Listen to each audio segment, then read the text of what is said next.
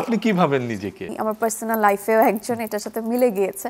আমার তো আসলে ভীষণ ভালো লাগছে, দুটোই আমার নিজের মনে হয়েছে যে আমাকেই কেন, আসলে অনেক নায়িকা তো ভালো ভালো আছে।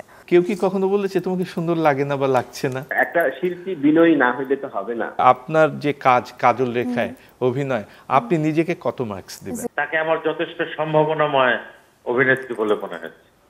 আমি নায়িকা বলবো না, আমি বলবো যে অভিনেত্রী। হ্যাঁ, এবং এটাই আসলে দরকার। আমি অন্য ছবিতেও দেখেছি। আপনি এই নীল চক্রে ওকে কত মার্কস দিবেন? আপনার মতো একজন অভিনেতা। নিজের ঢোল নিজে পিটাতে হয় না কিন্তু রাজীব ভাই। অনেক অভিনেতা অভিনেত্রীর মধ্যে তো দেখেছি তাদের এমপি হতে হবে, মন্ত্রী হতে হবে।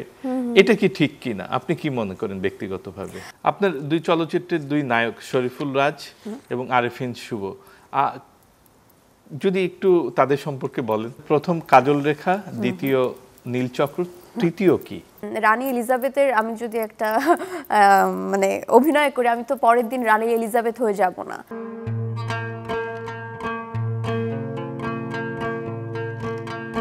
ঈদ মোবারক। ঈদ স্পেশাল যত কথায় আমাদের অতিথি মন্দিরা চক্রবর্তী, একটি মাত্র চলচ্চিত্রের মাধ্যমে যিনি দর্শকদের মন জয় করেছেন। দর্শক আরও জানিয়ে রাখি, এই ঈদুল আজহায় তার আর একটি চলচ্চিত্র রিলিজ পেয়েছে, নাম নীলচক্র। বহুল আলোচিত এই চলচ্চিত্রটি। আমরা এই চলচ্চিত্র এবং মন্দিরা চক্রবর্তীর সঙ্গে নানা বিষয় নিয়ে কথা বলবো। ঈদ মোবারক। ঈদ মোবারক। একটি চলচ্চিত্রের মাধ্যমে, যেটি বলছিলাম, দর্শকের মন জয় করেছেন, আবার দ্বিতীয় চলচ্চিত্র আপনার রিলিজ পেয়েছে, কেমন লাগছে আপনার?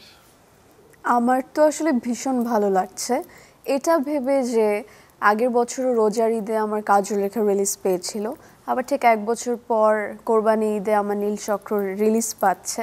সো প্রত্যেক বছর যদি ঈদে আমার সিনেমা এভাবে রিলিজ পায় তাহলে আমার জন্য অনেক বেশি ভালো সুখবর বয়ে আনবে। আর দর্শকের যে ভালোবাসা আমি কাজল রেখা হয়ে ওঠার পর পেয়েছি, এটা আসলে আমি প্রত্যেকের কাছে চিরকৃতজ্ঞ। মানে আমার যতটুকু এক্সপেকটেশন ছিল তার থেকে চূড়ান্ত পর্যায়ে দর্শকরা আমাকে ভালোবাসা দিয়েছে। সো এখানে তো আর কিছু বলার নেই। কাজল রেখা এবং নীলচক্র, যতটুকু জানি যে দুটি মুভি একটু ভিন্নতা রয়েছে। তা আপনার কোন চলচ্চিত্রটি বেশি আপনার ভিতরে কাজ করেছে অভিনয়ের সময়, মানে নিজের মনে হয়েছে? দুটোই আমার নিজের মনে হয়েছে, কারণ দুটো আমার নিজেরই সিনেমা। এভাবে তো আসলে বলা সম্ভব নয়, কারণ দুটোই আমি মন প্রাণ দিয়ে আপ্রাণ চেষ্টা করেছি। কাজল রেখা একদম নাম চরিত্র অভিনয় করেছিলেন। হ্যাঁ, এটা আসলে কাজল রেখা যেমন কাজল রেখা আর নীলচক্র পুরাটাই দুপ্রান্তের দুটো সিনেমা। কাজল রেখা আমাকে যথেষ্ট কষ্ট করতে হয়েছে আসলে নানান দিকে, কারণ আমি তো একদম এই জেনারেশনের মেয়ে, আমি সব কিছুতে আসলে ইউজ টু না। কাজল রেখা যেরকম আমি চরে নেমেছি, নদীতে ঝাঁপ দিতে হয়েছে, কাকে কলসি নিয়ে হাঁটতে হয়েছে, ওভাবে চুলের প্যাটার্ন, শাড়ি সবকিছু আলাদা ছিল, পাহাড় বাইতে হয়েছে। হ্যাঁ, ওটা আমার মানে অভ্যস্ত করে নিতে হয়েছে ডে বাই ডে। কিন্তু নীলচক্রের ব্যাপারটা হচ্ছে এটা একদম এই জেনারেশনের গল্প, আর এই জেনারেশনের একটা মেয়ের গল্প। তো আর আমার চরিত্রটার নাম হচ্ছে রাইমা, আর সেখানে দেখানো হয়েছে যে তাকে একজন নৃত্যশিল্পী হিসাবে, যে আমি আমার পার্সোনাল লাইফেও একজন এটার সাথে মিলে গিয়েছে।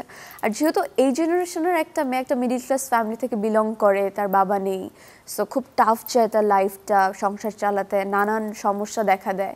তো আমি একটু কানেক্ট করতে পেরেছি, মানে কাজল রেখায় যতটা একদমই মানে সব খুঁটিনাটি আমার শিখতে হয়েছে, এটা একটু কম কষ্ট হয়েছে। সবেমাত্র রিলিজ পেয়েছে নীলচক্র।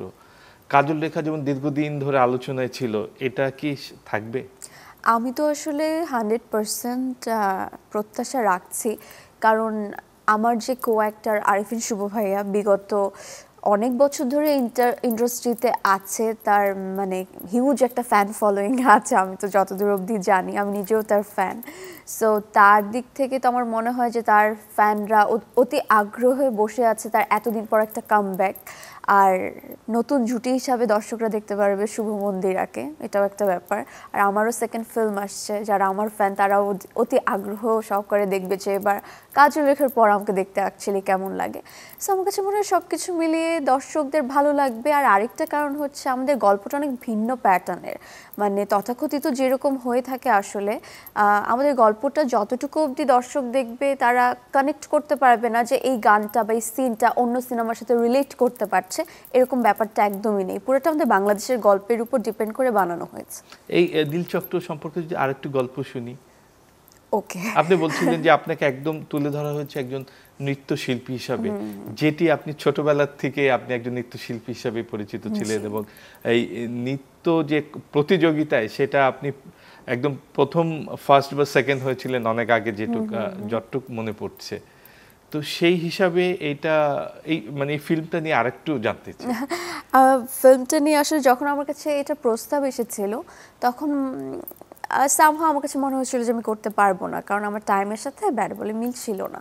তো তারপর দেখলাম যে তারা আরেকটু পিছালো মাসখানেক, তারপর আবার আমার সাথে কন্ট্যাক্ট করলো, করার পর বললো যে আমরা তো আসলে আপনাকেই নিতে চাচ্ছি। তখন আমি দেশে এসে তাদের সাথে মিটিং করলাম, তারপরে বললাম যে আমাকেই কেন, আসলে অনেক নায়িকা তো ভালো ভালো আছে। তখন বললো যে না, আসলে আমরা একটা নাচের ক্যারেক্টার চাচ্ছিলাম, যে বেসিক্যালি একজন শিক্ষিকা, নাচের টিচার দেখানো হবে, তো তাকে তো পাকাপোক্ত হতে হবে। আমি তাহলে তো সব নায়িকারাই নাচতে পারে খুব ভালো মতো। আমি আরও অনেকের নাম সাজেস্টও করেছি যে ও হতে পারে, ও হতে পারে, বলে কি নো, আমরা আসলে যে ক্যারেক্টারটা মানে ডিরেক্টর নিজেই বলেছে যে আমি যে ক্যারেক্টারটা কল্পনা করেছি আপনার ফেসের সাথে, প্লাস আপনি যে নাচে একটা পারদর্শিতা রাখেন, তো ওটাই আমরা আসলে চাই। তো এই জন্যই আপনার জন্য এতদিন অপেক্ষা করা। তখন আমি যখন স্টোরিটা আমি পুরো আমাকে বলেছে, পড়েছি, যে আমার ক্যারেক্টারটা আমার ভীষণ পরিমাণে ভালো লেগেছে। আবার সাথে যখন শুনেছি আমার কো-অ্যাক্টর আরিফিন শুভ, তো কেন নয় আসলে। সো সব দিক থেকে যখন মিলে গিয়েছে যে না, কাজটা আসলে ভালো, আমার জন্য ঠিকঠাক আছে। সো না করেছিলেন কেন? না করেছিলাম যখন ওরা ফার্স্ট একটা ডেট দিয়েছিল যে ওরা এই টাইমটাতে শুটিং করতে চায়, তখন আমি দেশে ছিলাম না, থাকতেও পারতাম না। তো আমার কাছে মনে হয়েছিল যে আমি যেহেতু পারছি না, মানে মিটিংয়েও থাকতে পারবো না, মানে কিছুতেই না, সো আমি তাহলে কাজটা কিভাবে করব। এই জন্য বলছিলাম যে আপনারা যেভাবে মানে প্ল্যান করেছেন তখন আমি থাকতে পারছি না, সো আপনারা অন্য কাউকে ভেবে নিতে। আচ্ছা, কাজল রেখা যে অভিনয় করেছেন অনেক আলোচিত হয়েছেন, অনেকে প্রশংসা করেছে। আপনি যদি একজন বিশেষজ্ঞ হন, তাহলে আপনার যে কাজল রেখায় অভিনয়, আপনি নিজেকে কত মার্কস দিবেন? 0। কেন? কারণ আমি জাস্ট মাত্র শুরু করেছি। আমি একদিক থেকে নিজেকে ভীষণ পরিমাণে লাকি মনে করি, কারণ আমার কাছে সামহাও মনে হয় যে আমি কোনো কিছু চাওয়ার আগে সেটা আমি পেয়ে যাই। বা থাকে না যে মানুষের অনেক বছর ধরে বা অনেক একটা আশা আকাঙ্ক্ষা স্বপ্ন থাকে, আমার আসলে সেটা দেখার আগেও হয়ে যায়, এরকম হয়েছে আমার সাথে ব্যাপারটা। সো বেসিকলি কাজল রেখায় নাম ভূমিকায় কাজ করেছি, আবার ডিরেক্টর গিয়াসউদ্দিন সেলিম ভাইয়ের মতো একজন নামকরা পরিচালকের সাথে। তো আর সব কিছু মিলিয়ে ঠিক ছিল, কিন্তু যখন আমি প্রথম নিজেকে বড় পর্দায় দেখেছি, আমার কাছে মনে হয়েছে যতবার আমার সিন আসছে, মানে হলে প্রথম দিন দেখতে গেছি, দ্বিতীয় দিন দেখতে গেছি, যতবার দেখেছি হিউজ পরিমাণে পিছনে সামনে মানুষ বসা, আর যখন আমাকে দেখাচ্ছে আমার কাছে বারবার মনে হচ্ছে ইস আমি মন্দিরা, আমরা কাজল রেখা নিয়ে আরো কথা বলবো। আপনি নীলচক্র করেছেন, যেটি সদ্যমাত্র রিলিজ পেয়েছে। এখানে তো খুব বাংলাদেশের খুবই জনপ্রিয় এবং শক্তিমান অভিনেতা ফজলুর রহমান বাবু ভাই ছিলেন। বাবু ভাই আপনার এই অনুষ্ঠান দেখে আপনার সম্পর্কে কিছু বলবেন, যে আপনার অভিনয় দিয়ে। বাবু ভাই, আপনাকে ঈদ মোবারক। জি, ঈদ মোবারক সবাইকে। বাবু ভাই, আপনাকে সবাইকে ঈদ মোবারক।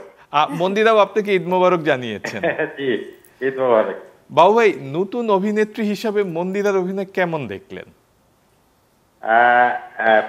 নীলচক্রতে মন্দিরার সঙ্গে আমার কোনো দৃশ্য ছিল না, কিন্তু অন্য ছবিতে আমি অভিনয় দেখেছি, এবং সত্যি কথা বলতে যে তাকে আমার যথেষ্ট সম্ভাবনাময় অভিনেত্রী বলে মনে হচ্ছে। আমি নায়িকা বলবো না, আমি বলবো যে অভিনেত্রী।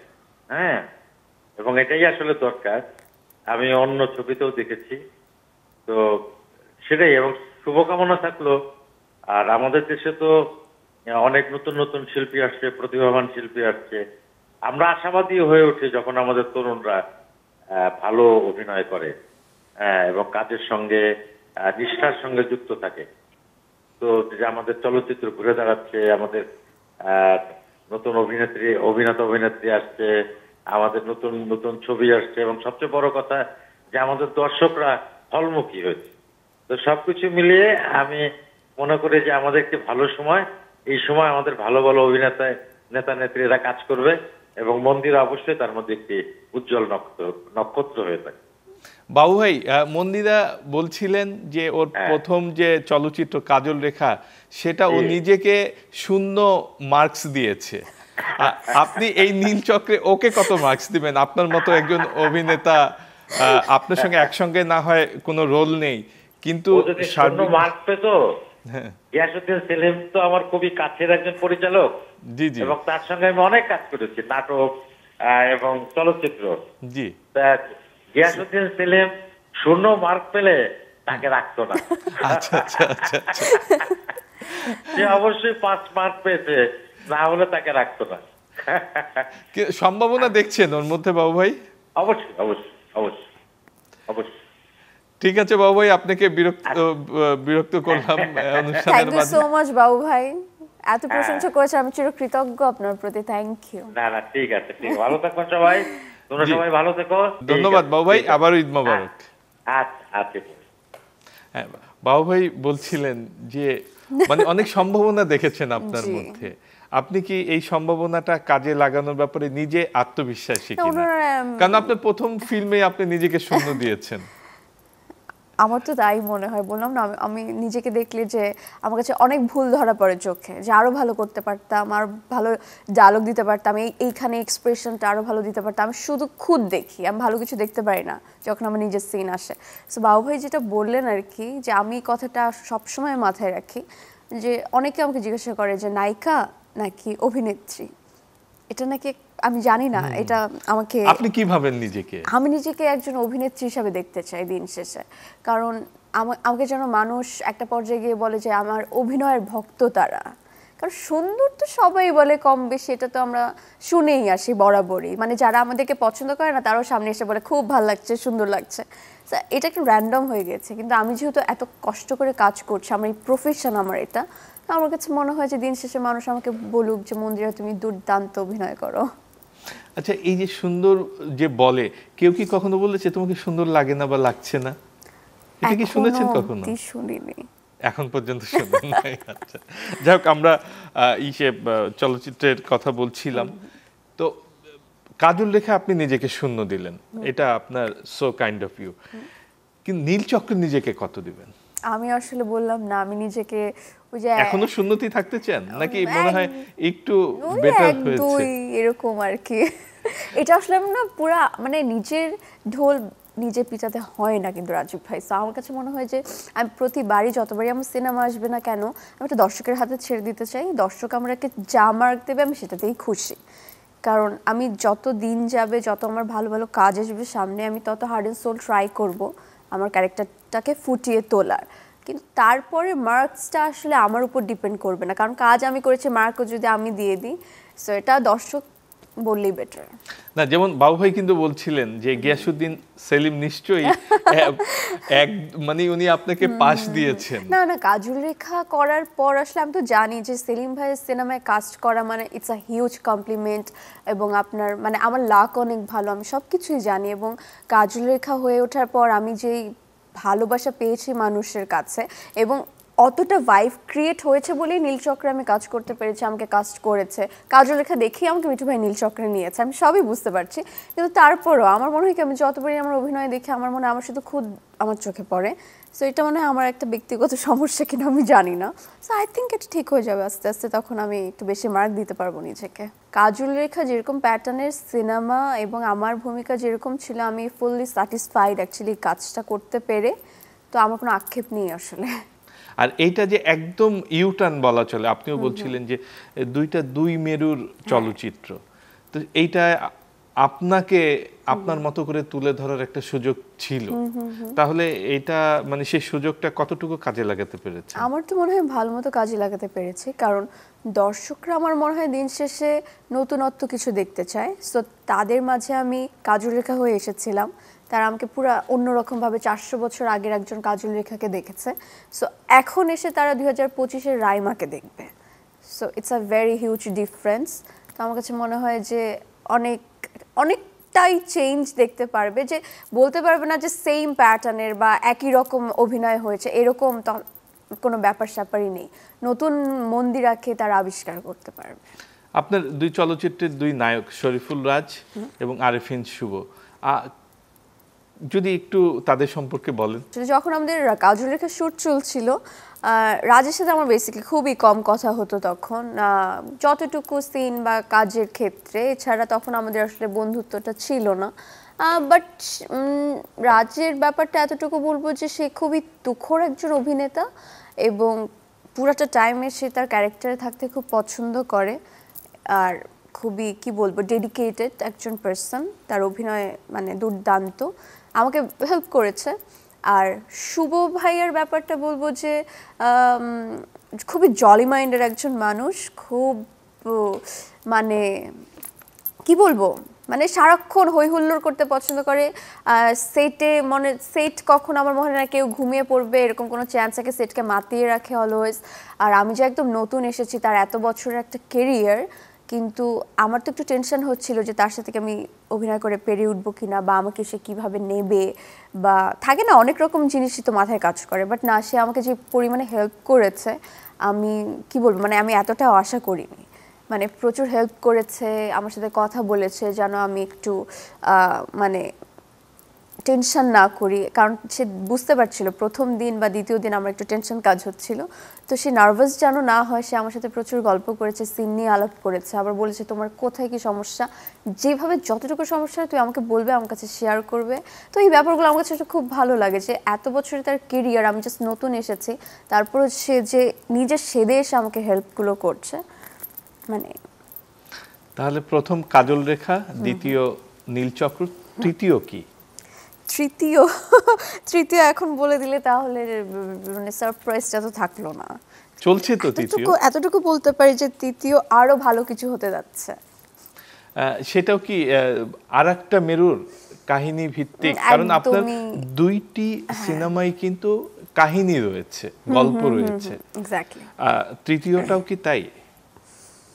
অবশ্যই। আমি বরাবরই ভাইয়া, আমি গল্পে অনেক প্রাধান্য দিতে পছন্দ করি। আমার কাছে মনে হয় যে দিন শেষে গল্পটাই তো ম্যাটার করে, রাইট? একটা মানুষ এত টাকা দিয়ে সিনেমা দেখতে যাবে, তার 2 ঘন্টা সময় ব্যয় করবে, সে যদি একটা ভালো মানসম্মত একটা জিনিস যদি না দেখে, তাহলে আমার মনে হয় ওরকম কাজ না করাই ভালো। তো আমি অনেক বেছে কাজ করি, কম কাজ করি, বাট ভালো কাজ করতে চাই আমি। আচ্ছা, একটা কঠিন কোশ্চেন এটা, সারা বছর ফিল্ম থাকে না দেশে, এই ঈদ এলেই হুমড়ি খেয়ে পড়ে আর কি, মানে রিলিজের জন্য। তো এটা মনে হয় না অনেকগুলো কাহিনী থাকে, অনেকগুলো কাহিনী থাকে না, একটা কনফ্লিক্ট হয় না যে এই সুন্দর সুন্দর গল্পগুলো হারিয়ে যায় যেই মুভিগুলোর গল্প নেই সেই মুভিগুলোর কাছে? আমার কাছে তো মনে হয় যে দুদিক হতে পারে, কারণ অনেকে ভাবে যে ঈদে সিনেমা দিলে চলবেই, সবাই সব সিনেমা দেখবে, এরকম একটা ব্যাপার থাকে, একটা কম্পিটিশন একটা ভাইব ক্রিয়েট হয়, অনেকে এটা বলে আর কি, শোনা কথা। আবার একদিক থেকে আমার কাছে মনে হয় যে প্রত্যেকটা সিনেমায় যে মানে 10-15টা সিনেমা একবারে ঈদে না দিয়ে ঈদের পরেও তো দেওয়া যায়, কারণ ভালো কন্টেন্ট হলে, ভালো মানের গল্প হলে মানুষ, তুমি যখনই রিলিজ দাও না কেন মানুষ এটা দেখতে যাবে, যদি তাদের কান অবধি পৌঁছায় যে একটা ভালো গল্প এসেছে বা সুন্দর কোনো সিনেমা আমাদের বাংলাদেশে এসেছে। কারণ আমাদের বাংলাদেশে এখন প্রত্যেকটা মানুষ হলমুখী হয়েছে। আমার মনে হয় তারা শুধু ঈদের জন্য অপেক্ষা করে যে বছরে কবে ঈদ আসবে আমি তখন সিনেমা দেখতে যাব। আমার মনে হয় না যে ব্যাপারটা এরকম। তো যে পরিচালকরা, প্রডিউসাররা আছে, তারা একটু ভেবে পরও রিলিজ দিতে পারে, কারণ ঈদের ব্যাপারটা হয় কি, যাদের সিনেমা একটা হাইপে থাকে ফার্স্ট, সেকেন্ড, থার্ড, তাদেরটা যখন চলতে থাকে তাদের শো বাড়িয়ে দেয়, আর পরে যেগুলা দেখা যায় মানে একটু থাকে ইম্যাচুর, কি বলবো ওটাকে আমি জানি না, সো তখন ওরা পুরাটাই বাদ হয়ে যায়, সিনেপ্লেক্স থেকে নামিয়ে দেয়, হল থেকে নামিয়ে দেয়। তো এই যে তারা এত কষ্ট করে কাজ করছে, বাজেট থাকে ওদের, এত দিনের একটা পরিশ্রম, তাহলে এটা বৃথা গেল না? আমার কাছে তো তাই মনে হয়। সো ঈদে এত রেশারেশি মানে না করে পরেও দিলে দর্শকরাও শান্তিমতো দেখতে পায়। আবার একটু থামিয়ে দিচ্ছি আপনাকে, আপনার সঙ্গে কথা চলবে। আপনার এই নীলচক্রের পরিচালক, তাকে আমরা পেয়েছি। ও ওয়াও, মিঠু ভাই। হ্যাঁ, মিঠু ভাইয়ের সঙ্গে একটু কথা বলি। মিঠু ভাই, ঈদ মোবারক আপনাকে। ঈদ মোবারক। ঈদ মোবারক। মিঠু ভাই, আমি আগে জানতে চাচ্ছি, মন্দিরার সম্পর্কে আপনি পরে বলবেন, আমি যেটি জানতে চাচ্ছি সেটি হলো কাজল রেখা, একটি মন্দিরাও বলছিলেন আর আমরা তো জানি যে একটি একদম ভিন্ন মেরু, ভিন্ন ইউটার্ন নিয়ে তাকে আপনি নীলচক্রতে অভিনয়ের সুযোগ করে দিয়েছেন। আপনার কেন আপনার মনে হয় নাই যে ও কাজল রেখা এত ভালো করলো, আলোচিত হলো, আবার ঠিক আর এক মেরুর একটি কাহিনী নিয়ে ওকে একদম সামনে নিয়ে আসলেন? ও না, ও তো ক্যারেক্টার, তো ও তো ক্যারেক্টারই প্লে করবে। ওর তো ভিশন, প্যাশন, ওর প্রফেশনও এইরকমই তো ওর এইম, তাই না? তো ও এক একটা ক্যারেক্টারকে চ্যালেঞ্জ হিসেবে নিবে, সেখান থেকে ও করবে, ওর ক্যারেক্টার প্লে করে ওর দর্শকের মন জয় করবে। তো ও ভার্সাটাইল একটা বিষয় যদি ওর মধ্যে থাকে, সেটা তো আমার বিশ্বাস যে পারবে। আর আমি বেসিক্যালি ওকে নেয়ার পেছনে আমার যেই কারণটা, সেটা হচ্ছে ও ক্লাসিকের মধ্যে ওর যে জার্নিটা নাচের, ওই ক্লাসিক নাচটাই আমাকে বেশি ওকে নিতে হেল্প করছে আর কি।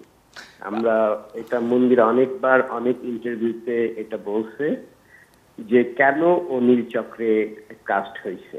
তো সেই জায়গা থেকে আমি বলি যে আমাদের গল্পের চরিত্রের প্রয়োজনে মন্দিরা পারফেক্ট, এবং ও যেই অভিনয় করছে সেটা কাজল রেখাতে একরকম, একটা 400 বছর আগের ময়মনসিংহ গীতিকার থেকে আমরা একটা বর্তমান সময়ে নিয়ে আসছি, তাকে মডার্নে প্লে করাইছি। তো এই যে তার যে এইটা জার্নিটা, এটা ও আসলে অনেক বেটার পারফর্ম করছে আমাদের এই সিনেমায়। আপনি সন্তুষ্ট? আমি বিশ্বাস করি, হ্যাঁ।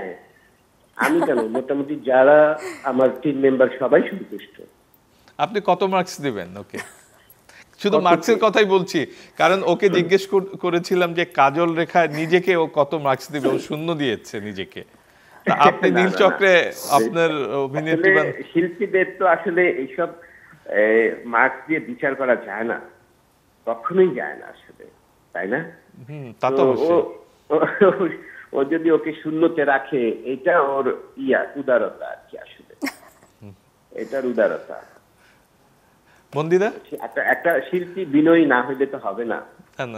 যত বড় শিল্পী সে তত বিনয়ী হতে আমরা দেখি। না, সেটা তো আমরাও জানি, আমি নিজেও দেখেছি ফিল্মটি। ওর বিনয় ওকে আরো অনেক দূরে নিয়ে যাবে। তো ওর ভিতরে কি খুব বিনয়ী ভাবটা বেশি নাকি মিঠু ভাই? একদমই একদমই একদম, আসলে ও অনেক হেল্পফুল, অনেক হেল্পফুল। কি মনে হয় ও কত দূর যেতে পারবে? আমি আমার জায়গা থেকে বলতে পারি যে ও যদি আরো বেটার ক্যারেক্টার, আরো বেটার বলতে চ্যালেঞ্জিং ক্যারেক্টার গুলো লাইফে আসে, সেগুলো পার পেয়ে যাবে, উত্তরায় নিয়ে যেতে পারবে। ওর মধ্যে সেই ক্ষমতাটুকু আছে, মানে ওই জায়গাটা ওন করে, ভেতরে লালন করে। ও পারবে, ও চ্যালেঞ্জ একসেপ্ট করতে চায়। আমার বিশ্বাস ও অনেক দূর যাবে। ওর কোনো দিকে কমতি নাই তো, আপনি দেখেন, আপনি আমাকে বলেন ওর কমতিটা কোথায়? নাচে, অভিনয়ে, ওর গায়ের রং তো কি সুন্দর গায়ের রং। অনেকে কিন্তু মিঠু ভাই আমাকেও বলেছে, আমিও সাক্ষী, যে ও তো বলিউড হলিউডের মতো অভিনয়ের ওর যে সৌন্দর্য সেটা ওর রয়েছে। হ্যাঁ, একদমই তাই, একদমই তাই, একদমই তাই। আপনি দারুণ দারুণ ক্যারেক্টার প্লে করুক, আমরা তো পাশে আছি। আরো যারা ওকে কাস্ট করবে, নিশ্চয়ই ও অনেক বেটার কিছু ওর দর্শককে দেবে। তা আপনি খুবই খুশি ওর নীলচক্রের অভিনয়? হ্যাঁ, সবাই আমি তো বলছি যে টিমের সবাই, এবং আপনিও নিশ্চয়ই যখন হলে গিয়ে ওর পারফরমেন্স দেখবেন, আমার বিশ্বাস আপনিও খুশি হবেন। আচ্ছা, যেহেতু আপনার প্রশংসা খুব ভালো লাগলো, আপনাকে অনেক অনেক ধন্যবাদ। আর জানতে চাচ্ছি যে তাহলে নিশ্চয়ই আপনার পরবর্তী প্রজেক্টে ওকে দেখতে পাবো, তাই তো? নিশ্চয়ই, কেন না? মিঠু ভাই ভুলে যাবেন না কিন্তু, এই যে বলেছেন রেকর্ড হয়ে গেল কিন্তু কথা। আচ্ছা মিঠু ভাই, আরেকটা জিনিস, আপনাকে বেশি বিরক্ত করব না। না, আরেকটা, এই নীলচক্রের কি মানে ওর কাজল রেখা রিলিজের আগে আমরা খুব মানে হইচই শুনেছিলাম, কাজল রেখা আসছে। এই নীলচক্র কি আপনার মনে হয় সেইভাবে একটু ডাকঠাক পড়েছে, সারা পড়েছে সব জায়গায়? সারা পড়তেছে। আমাদের তো ধরেন একই সাথে এতগুলা সিনেমার একই সাথে আসে, কোনটার নিচে যে কোনটা চাপা পড়ে, কোনটা যে কোথায় উঠে যায়, এটা আসলে ঠিক ঠিক এই কথাটি বলছিলাম আমি, যে এই সবাই কেন যেন ঈদকে সামনে রেখে ফিল্মগুলো রিলিজ দেয়, যাতে দেখা যায় গল্পের চলচ্চিত্রগুলো অগল্পের চলচ্চিত্রের কাছে হারিয়ে যায় কেমন যেন। কারণ এত ভালো ভালো, এটা নিশ্চয়ই আপনি যে ফিল্মটি করেছেন, মন্দিরাও বলছিল অসাধারণ গল্প এটা। হ্যাঁ, এই ধরনের গল্প সারা বছরই দেখা যায়। তো এটা ঈদে না দিয়ে আমি যদি একটু অ্যাড করি, এটা আমি যখন সেন্সর বোর্ডে আমাকে ডাকা হয়েছে, তখন এরা প্রিভিউ করছে, করার পর আমাকে ডাকলো যে আপনার এই কার্ড হয়ে গেছে, আপনি আসেন। তো আমাকে গেলাম, তারপরে বলছে যে এই সিনেমাটা আপনি ঈদের জন্য অপেক্ষা করেন না, এই সিনেমাটা যে কোনো সময়ের সিনেমা, এটা বর্তমান জেনারেশনের যে অ্যাওয়ারনেস, তাদের গার্ডিয়ানদের যে অ্যাওয়ারনেস ক্রিয়েট হচ্ছে এই সিনেমা, আপনি এখনই পারলে রিলিজ করে দেন। এটা আমাকে সেন্সর বোর্ড থেকে বলছে। আচ্ছা আচ্ছা, ঠিক আছে মিন্টু ভাই, শুভকামনা আপনার জন্য এবং আপনার নীল চক্রের জন্য। আমরাও চাই দিন শেষে যে আসলে গল্প ভিত্তিক যে চলচ্চিত্র, সেগুলো দর্শকের আরো কাছে যাক, সর্বোচ্চ দর্শকের কাছে যাক। ধন্যবাদ, আবার ঈদ মোবারক আপনাকে। ঈদ মোবারক। হ্যাঁ, মিঠু ভাই তো অনেক মার্কস দিয়ে ফেললো এবং রেকর্ড হয়ে গেল, কিন্তু আপনিও বলছিলেন যে ওনার পরবর্তী প্রজেক্টে উনি আপনাকে নিয়ে অভিনয় করবেন। প্রশংসা করে ফেলেছে। হ্যাঁ, কি মনে হয় এই যে আপনার ধারাবাহিক উন্নতি, এটা রাখা, এটাও তো একটা চ্যালেঞ্জ, কিন্তু চ্যালেঞ্জগুলো কিভাবে নিচ্ছেন? আমি তো বরাবরই আমি চ্যালেঞ্জ অ্যাকসেপ্ট করতে খুবই পছন্দ করি, আর আমি আসলে চাই যে ভিন্ন ভিন্ন ধরনের ক্যারেক্টার আসুক, তো সামনে যেন দর্শক আমাকে ভার্সেটাইল অ্যাক্টর বলতে পারে যে না, মন্দিরা সব ক্যারেক্টারই যতগুলো প্লে করেছে একদম পারফেক্ট। সো এখন দেখা যাক ফিউচার কি হয়। ফজলুর রহমান বাবু ভাই অনেক প্রশংসা করলেন আপনার, মিঠু ভাই আপনার পরিচালক সে তো ভূয়সী প্রশংসা করলেন। নিশ্চয়ই সেলিম ভাইয়ের সঙ্গে কখনো কথা হয় নাই, গিয়াসউদ্দিন সেলিম ভাই, উনিও বা বাবু ভাই যেটি বলেছেন যে বাবু ভাইয়ের কাছে উনি আপনার অভিনয়ের প্রশংসা করেছেন। তো অনেকে কিন্তু বেশি প্রশংসা পেতে পেতে দেখা যায় যে চাহিদাটা বেড়ে যায়, এই চাহিদা বেড়ে গেলে এই চাপটা অনেকে নিতে পারেন না। তো আপনি কি নিতে পারবেন? আমি খুব ভালো মতো নিতে পারি, কারণ আমি প্রচুর পরিমাণ প্রশংসা পাই বরাবরই। সো এটা আমার কাছে মনে হয় যে তারা হয়তো একটু বেশি করে বলে, যতটুকু আমি করিনি, হয়তো অনেক বেশি ভালোবাসে এই জন্যই তাদের জায়গা থেকে বলে, কিন্তু এটা আমি আসলে মেনটেন করে চলতে পছন্দ করি। কারণ আমার কাছে মনে হয় যতটুকু প্রশংসা করছে, আমি ইন ফিউচার আরও বেশি আমার দায়িত্ব মনে হয় বেড়ে যায় ভালো কাজ করার। কারণ এখন প্রশংসা করছে, পরবর্তীতে আমি যদি ওই জায়গাটা তৈরি না করে রাখতে পারি যে আজকে করলাম, ওকে আমার প্রশংসা শুনেছি হয়ে গিয়েছে, কালকে আমি আর এটা মাথা ঘামালাম না, আমি ভালো মতো অভিনয় করলাম না, ভালো একটা প্রজেক্টে কাজ করলাম না, তখন তো আমি সেই স্থানে আর থাকতে পারলাম না। তো ডে বাই ডে আমার মনে হয় মানুষের ডেভেলপ করে আরও এগিয়ে যাওয়া উচিত। তো মানুষের প্রশংসা করছে, মানুষ আরও করবে, আরও আমি শুনতে চাই, কিন্তু তার সাথে সাথে ধারাবাহিকতায় আমি আমার কাজও সুন্দর করে করতে চাই। বাংলাদেশের চলচ্চিত্র শিল্পের বাধাটা কি আপনার কাছে, কি মনে হয়? বাধা যে এই জায়গাটা একটু বাধা না থাকলে আরো আমাদের চলচ্চিত্র আরো সামনে এগোতে পারতো। আমি আসলে যেটা ফেস করেছি, মাত্র তো আমি এখন নতুন 2টো সিনেমা করেছি, আমার যেটা মনে হয় যে কিছু সিন্ডিকেট তৈরি করা আছে, গ্রুপিং, লবিং যেটাকে বলে, যেটা আমি আগে একদমই বুঝতাম না, এখন এসে খুব ভালো মতো বুঝতে পারছি। তো এরকম এই সিন্ডিকেটের জন্য হয় কি যে আমি একটা গ্রুপ মেনটেন করছি না, তো তারা আমাকে কখনোই কাজে নেবে না, এরকম একটা ব্যাপার আছে। আবার এটা হচ্ছে যে আমাদের দেশের আর্টিস্টরা পাশের দেশে গিয়ে কাজ করছে, বাইরের দেশে, আবার তাদের দেশের আর্টিস্টরা আমাদের দেশে এসে কাজ করছে, দ্যাটস রিয়েলি ফাইন, আমরাও এটা চাই, এটা চলতে থাকুক সুন্দরভাবে। কিন্তু দেখা যায় যে কোনো একটা প্রজেক্টে যে একটাই কাজ করছে, দ্যাটস ফাইন, পরবর্তী 2-3টাতেও কাজ করছে, বাইরের দেশের কোনো আর্টিস্ট এসে একদম আপনার অ্যান্টাগনিস্ট বা প্রোটাগনিস্ট একদম ভালো একটা ক্যারেক্টারে তারা কাজ করছে। কিন্তু যখন আমার কথা হচ্ছে যে আমাদের দেশে এত নায়িকারা আছে ভালো ভালো, এখন তো আর বলতে পারবে না যে না তারা তাদের দিক মেনটেন করছে না, প্রত্যেকটা নায়িকা তাদের জায়গা থেকে 100% চেষ্টা করছে তাদের ফিটনেস বলেন বা যে ক্যারেক্টার তাদেরকে দেয়া হচ্ছে তারা 100% ট্রাই করছে সেটা রিহার্সাল করে। তো কোনো ওয়ে নেই কারোর বলার যে না তাকে দিয়ে ক্যারেক্টারটা হবে না বা কিছু। তো আমরা যদি বারবার বাইরের দেশের মানুষকে নিয়ে কাজ করি, আমি আপনাকে আবারও বললাম যে অবশ্যই আমাকেও তারা কাস্ট করতে পারে, কিন্তু আমি যদি তাদের পরপর 5টা সিনেমায় কাস্ট করি তখন তাদের দেশে নায়িকারও নারাজ হয়ে যাবে আমার উপর যে কি আমরা কি নেই। তো আমার কাছে মনে হয় এই ব্যাপারটা মেনটেন করা উচিত যারা প্রডিউসার আছে, ডিরেক্টর আছে, যে আমরাও আছি, আমরাও নতুনরা আছি, পুরোনোরা তো আছেই। সো এটা মাথায় রাখলে আমার মনে হয় আমরাও ভালো কাজ পাবো, দর্শকের কাছেও পৌঁছাতে পারবো, দর্শকরাও ভালো কাজ পাবে। আরও দুটো ফিল্মই গল্প ভিত্তিক ছিল। এমনি কমার্শিয়াল ফিল্মের ব্যাপারে আপনার আকাঙ্ক্ষাটা, বা আমরা জানি ঈদে কমার্শিয়াল টাইপের ফিল্মটা একটু বেশি দর্শকমুখী হয় বা দর্শক সেই চলচ্চিত্রমুখী হয়, তো কমার্শিয়াল ফিল্মে কাজ করার ইচ্ছা এখন তো আছে, প্রথম থেকে ছিল না। কারণ প্রথম থেকে আমার অলওয়েজই মনে হতো যে এমন, আমি যাই না রাজীব ভাই, আমি বললাম না মানে আমার কাছে অলওয়েজ মনে হতো যে যখন আমার মাথায় এসেছে যে আমি চলচ্চিত্রে কাজ করব, তখন থেকে মনে হতো যে এমন কোনো একটা কাজ করব যেন দর্শকরা আমাকে সবসময় মনে রাখে।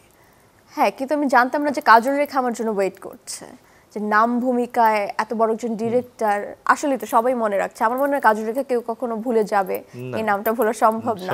সো আমার সাথে আমারই তো বারে বারে মন্দিরা বলতে যে কাজল রেখা চলে আসে, হ্যাঁ, এটা আরো মজা লাগে আমার কাছে যখন আমি দেশের বাইরে যাই বা দেশে কোনো পাবলিকালি কোনো আমি যাই। সো তখন হয় কি মানুষ আমার নামটা ভুলে যায় বা আমি যাই না, সামহাও আমাকে কেউ মন্দিরা বলে বা ডাকে না। আমি এটা ফেস করেছি আরো বিদেশে গিয়ে, যখন কোনো ইভেন্ট হয় আমাকে দূর থেকে বলে ওই যে কাজল রেখা আসছে, কাজল রেখা। আবার গিয়ে বলে আপনার সাথে একটা ছবি তুলে আপনার কি ভালো লাগে, কাজল রেখা। আমার যে নাম মন্দিরা, এটা তারা মনে রাখে না। এই কাজল রেখা বলে ডাকলে কি আপনি ফিরে তাকান? হ্যাঁ, কারণ তো জানি তো এটা মানে আপনি নিজেও সেটা ওন করে নিয়েছেন। এক্স্যাক্টলি। তো কমার্শিয়াল ফিল্মে যাওয়ার ইচ্ছা আছে। আমাদের দেশে যেটা দেখা যায় ম্যাক্সিমাম যে কমার্শিয়াল ফিল্মগুলো নায়ক কেন্দ্রিক হয়, কিন্তু আপনি এই যে দুটা ফিল্ম, একটা তো নাম আপনার নামেই চলচ্চিত্রটা, এবং নীলচক্রেও আপনার মোটামুটি আপনার মূল চরিত্রে, তো সেইখানে কিন্তু আমরা কমার্শিয়াল ফিল্মগুলো দেখি যে নায়কের প্রাধান্য বেশি। তো সেইখানে মনে হয় না যে আপনি অভিনয় করলে আপনি একটু পিছে পড়ে যাবেন? না, আমার কাছে এটা একদমই মনে হয় না।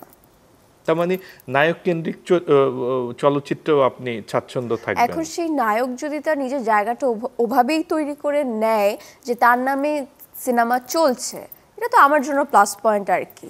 কারণ আমার কাছে মনে হয় যে আমি যদি তার জায়গায় থাকতাম আমিও এটা চাইতাম না, এটা অলরেডি ক্রিয়েট হয়ে গিয়েছে, এটা সে চাইলেই হবে না, দর্শকরা এটা তার জন্য গড়ে তুলেছে যে তার নামে সিনেমা চলবে, ডানে বামে দর্শকরা অতটা কাউকে দেখে না। এটা আমার কাছে তো মনে হয় ভালো। আমিও তো দিন শেষে চাবো যে আমি বিগত 15 বছর পর আমি নিজেকে লেডি সুপারস্টার হিসেবে বাংলাদেশে দেখতে চাই, তখন আমার নামে সিনেমা চলবে, আমি তো এটাই চাই। আমি তারা সেই নায়ক যদি চেয়ে থাকে, আমি তো এটা ভুল কিছু মনে করি না। বাংলাদেশের প্রিয় নায়ক কে? সবাই। আমি কার নাম বলবো না, সবাই আমার ভালো লাগে বা কার সঙ্গে অভিনয়ের ইচ্ছা রয়েছে? সবাই আমার ব্যক্তিগতভাবে, অনেকে আমার ক্লোজ আছে, বন্ধু আছে, প্রিয় আছে, কিন্তু যদি বলেন যে মোস্ট ফেভারিট কে, তাহলে বলতে পারি শাকিব খান। সালমান খান আপনার খুব প্রিয় অভিনেতা। তো নিশ্চয়ই আপনি আপনার প্রিয় অভিনেতা যারা, তাদের সঙ্গে কাজের সুযোগ পান, তো সেরকম যদি সুযোগ হয় তাহলে কি আপনি সেই সুযোগটা লুফে নেবেন? কেন নয়, আমার তো মনে হয় অবশ্যই। কারণ যে দুজনের কথা বললেন, অবশ্যই তারা ভালো মানের কাজ করে, ভালো গল্পের কাজ করে, ক্যারেক্টার সবকিছু ভালো। আর তারা যদি ওই সিনেমাতেই থাকে, তো আমার তো মনে হয় না সেকেন্ড কোনো কিছু ভাবা উচিত। দর্শকের জন্য কি কথা মন্দিরা আপনার? আবারও ভুলে ভুলে কাজল রেখা বের হয়ে যাচ্ছিল আর কি। মন্দিরা, আপাতত আমরা রাইমাতে থাকি, নীলচক্রের। সো হ্যাঁ, রাইমা চরিত্র নিয়ে একটু বলেন, যদিও শুরুতে বলেছেন, আরেকটু যদি বিস্তারিত জানতে চাই। বেসিক্যালি আমাদের গল্পটা হচ্ছে কি, এই জেনারেশনের যারা হচ্ছে সাইবার বুলিং এর মাধ্যমে শিকার হয়, কারণ এই জেনারেশনটা তো আমরা অনেক বেশি ফার্স্ট, আমাদের হাতে মুঠোফোন আছে, সব কিছু আমরা এক চান্সে করে ফেলতে পারি। সাইবার বুলিংয়ের মাধ্যমে যারা শিকার হচ্ছে নানানভাবে, এবং যারা অল্প টাইমে কীভাবে ভাইরাল হওয়া যায় যে কোনো ওয়েতে সোশ্যাল মিডিয়াতে, সেটার ব্যাড সাইডও আছে, গুড সাইডও আছে। তো ওটা নিয়ে আমাদের গল্প, যে পিছনের যে একটা কাহিনী থাকতে পারে, এক একজনের লাইফ কোথা থেকে কোথায় চলে যেতে পারে, বা যারা ভুল পথে যাচ্ছে, তো সব কিছু মিলিয়ে আমাদের সিনেমাটা তৈরি করা হয়েছে। একটা মেসেজও আছে। তো আমি বলবো যে প্রত্যেকটা ফ্যামিলি মেম্বার, এটা একটা পারিবারিক সিনেমা, সবাই দেখতে যেতে পারে, এবং যারা স্কুল গোয়িং, ভার্সিটি গোয়িং, এদের প্রত্যেককে দেখা উচিত আমার বলে মনে হয়। আর সিনেমাটা এতটুকুই বলবো যে আমি পুরা দেখলে দর্শকরা কানেক্ট করতে পারবে যে আমাদের বাংলাদেশে আমরা ঘুম থেকে উঠে যে আমরা সোশ্যাল মিডিয়া ইউজ করি, আমাদের চারপাশে যা ঘটছে সেটা আমরা সিনেমার মাধ্যমে তুলে ধরেছি। আর এটা ভাবার কোনো সুযোগ নেই যে এই সিনেমাটা কোনো কপি পেস্ট হয়েছে বা নতুনত্ব কিছু পাচ্ছি না। আমার মনে হয় না দর্শক এরকম কিছু পাবে। এটা একদম নতুন একটা গল্প, আর দর্শকের খুব ভালো লাগবে। আর যেখানে শুভ ভাই আছে, আমি তাদের কাজল রেখা ছিলাম, এখন রাইমা হয়ে এসেছি নীল চক্রের মাধ্যমে। সো তারা আই থিঙ্ক, আমার তো প্রত্যাশা তারা খুব এনজয় করবে। মন্দিরা, আপনি অনেক সময় দিয়েছেন, আপনাকে অনেক অনেক ধন্যবাদ। আমার শেষ প্রশ্ন, এই যে সাম্প্রতিক সময় দেখছি আপনাদের মতো অভিনেতা অভিনেত্রীরা কিছু বিব্রতকর অবস্থার মধ্যে পড়ছেন, এমনকি গ্রেপ্তারের মতো অবস্থাও তৈরি হচ্ছে, মামলা মোকদ্দমার কথা শুনছি, এগুলো কিভাবে দেখছেন? মানে কেন আপনাদের আতঙ্ক জড়ায় কিনা, বা কখনো মনে হয় কিনা ঠিক আছে এই প্রফেশন থেকে সরে যাই? আমার কখনো মনে হয়নি এই প্রফেশন থেকে সরে যাই, কিন্তু যেটা হচ্ছে সেটা খুবই খারাপ হচ্ছে। কারণ যখন আমরা দেখতে পাচ্ছি, তখন আমি তার সিচুয়েশনে গিয়ে ভাবি আমি যদি তার জায়গায় থাকতাম আমার কি হতো। আমার তো নিজেকে পুরো ব্ল্যাঙ্ক লাগে। কারণ এটা না, মানে কেন হচ্ছে এবং কি কারণে হচ্ছে এটা সবাই বুঝতে পারছে আমার মনে হয়, কিন্তু যেটা হচ্ছে একদমই ভালো হচ্ছে না। কারণ দিন শেষে আমরা দেখতে পাচ্ছি যাদেরকে হ্যারাসমেন্ট করা হচ্ছে প্রত্যেকটা মানুষই নির্দোষ। কারণ আমি আর্টিস্ট, আমি দিন শেষে আমার প্রফেশন অভিনয় করা, আমি অভিনয়টাকেই বেছে নেব, অভিনয়টাই করব। আমি যে কোনো রোল পেতে পারি, আমি সেটা সুন্দরভাবে ফুটিয়ে তোলার চেষ্টা করব। আজকে যদি আমি কার কথা বলবো, এক্সাম্পল এখন রানী এলিজাবেথের আমি যদি একটা মানে অভিনয় করি, আমি তো পরের দিন রানী এলিজাবেথ হয়ে যাব না। যতক্ষণ সিনেমায় মানুষ আমাকে দেখবে ততক্ষণ আমি রানী এলিজাবেথ, কিন্তু আমার সিনেমা শেষ, আমার বলবে প্যাক আপ, তারপর আমি মন্দিরা, দর্শকের কাছেও আমি মন্দিরা। সো এটা নর্মালভাবে ভেবে নিলেই তো হয়। আর আমার কাছে মনে হয় দুটো অপশান থাকতে পারে। একটা হচ্ছে যে আমি জানি না এটা দর্শক কিভাবে নেবে, যেহেতু সরকারিভাবে এই প্রবলেমগুলো হচ্ছে, তো প্রত্যেকটা আর্টিস্ট আমরা যদি সংগঠন করে একসাথে আমরা বলি যে হ্যাঁ আমরা সরকারি কাজ করব, যেই সরকারি আসুক না কেন, এখন যে সরকার আছে 5 বছর পর যে আসবে, তারপরে যে আসবে, এরকম হয়তো অনেকে সিনেমা বানাবে, বায়োপিক বানাবে, হতেই পারে, কিন্তু আমরা প্রত্যেকের কাজ করব, কিন্তু আমাদের যেন কোনো হ্যারাসমেন্ট করা না হয়। কারণ এটা আমাদের ডিউটি, আপনারাই আমাদেরকে অফার করছেন, আমরাই সরকারি কাজ প্রতিনিয়ত করছি, সেটা গানের সেক্টরে হোক, নাচের সেক্টরে হোক, আর আমাদের অভিনয়ের সেক্টরে হোক। কিন্তু এরপর যদি আমাদের হ্যারাসমেন্ট করা হয়, তাহলে আমাদেরই করা উচিত যে আমরা অবশ্যই কাজ করব, কাজ তো আমরা ছাড়বো না। কারণ আমি অভিনয়ের মানুষ বলে আমি অভিনয় করছি, কারণ আমি গিয়ে একটা চাকরি করতে পারবো না, ওটা আমার দ্বারা সম্ভব না, এই জন্যই আমি এই সেক্টরে এসেছি। তো আমার মনে হয় এই হ্যারাসমেন্ট যদি চলতে থাকে, তাহলে প্রত্যেকটা শিল্পীর একত্রিত হয়ে বলা উচিত তাহলে আমরা আর সরকারের কাজ করব না। না, এটাও ঠিক।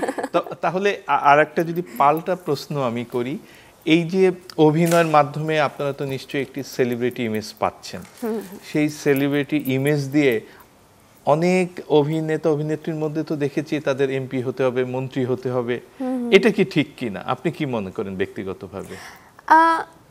কারণ আমরা বিগত দিনে দেখেছি, বিশেষ করে নায়কদেরও মধ্যে অনেকে দেখেছি, অভিনেতাদের মধ্যে দেখেছি, আবার অনেক অভিনেত্রীকেও দেখেছি এমপি হওয়ার জন্য মানে কি বলে দৌড়ঝাঁপ শুরু করেছে। হ্যাঁ, এটা আসলে এখন আমি বলবো যে যারা হয়েছে বা যারা এরকম কোনো পলিটিক্যাল সেক্টর ইনভলভ ছিল, বা যেটা বা জনগণেরও চোখে লেগেছে, তাদের নিয়ে কথাবার্তা হতে পারে, কিন্তু তার মানে এই না যে তাদেরকে হ্যারাসমেন্ট করতে হবে।